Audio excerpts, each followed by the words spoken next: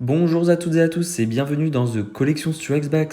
Aujourd'hui, une vidéo qui change un peu de mes habitudes, car il ne s'agit pas de la licence Star Wars, mais bien Marvel.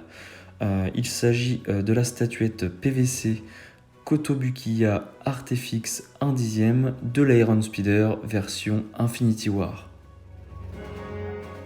Eh bien, j'ai véritablement craqué sur cette statuette. L'Iron Speeder et Spider-Man en règle générale est mon personnage préféré de l'univers Marvel, avec Iron Man et c'est à peu près tout. C'est vraiment les deux personnages que j'affectionne particulièrement.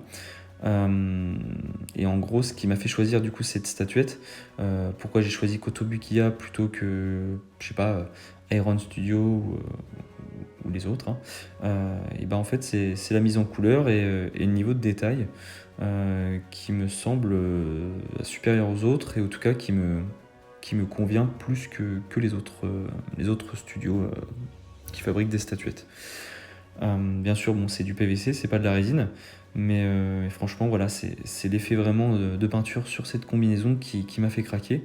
Voilà, on voit toute la brillance, l'effet métallisé, que j'adore particulièrement et qui me semble moins bien réussi dans d'autres statuettes, même Iron Studio, voilà, qui me plaisait un petit peu moins. Vous voyez le socle qui représente un réacteur. La mise en couleur est superbe, il y a plein de détails, on voit tous les petits boulons, les détails à l'intérieur du réacteur, et voilà, comme je vous dis, tous les détails de la suite qui sont superbes. L'effet chrome, l'effet doré, voilà, même le bleu là, voilà, assez brillant sur la combinaison. Voilà, j'adore cette statuette. Donc je me la suis procurée à un tarif de 119 € à peu près.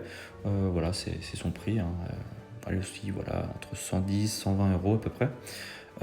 C'est de la taille 1/10, comme l'Iron Studio, qui est légèrement plus cher, l'Iron Studio, donc c'est de la résine. Il me semble qu'elle tourne autour des 130 €.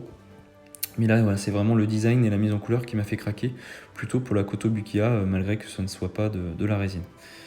Donc voilà, même au niveau des réacteurs, du sol, enfin, vous voyez tous les petits boulons, tous les petits détails.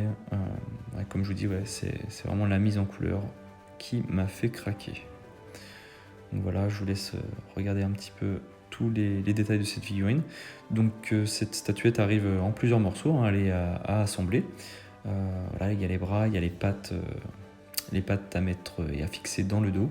Donc ça s'emboîte très très bien, très facile à monter. Et voilà. Donc j'ai également précommandé pour l'année prochaine. Cette fois-ci, j'ai pris chez Iron Studio.